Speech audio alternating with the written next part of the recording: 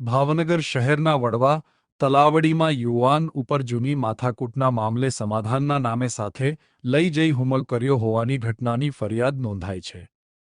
Nilambag police સ્ટેશનમાં ફરિયાદી સંજય ગોવિંદભાઈ પરમાર એવા મતલબની ફરિયાદ નોંધાવી હતી કે નીરજભાઈ સોલંકી તેના ઘરે આવીને અગાઉ 6 વર્ષ પહેલાની માથાકૂટમાં સમાધાન કરવા વિજય ટોકીઝ પાસે લઈ ગયો હતો, જ્યાં તે છરી વડે હુમલો કરી ગંભીર ઈજા પહોંચાડી હતી.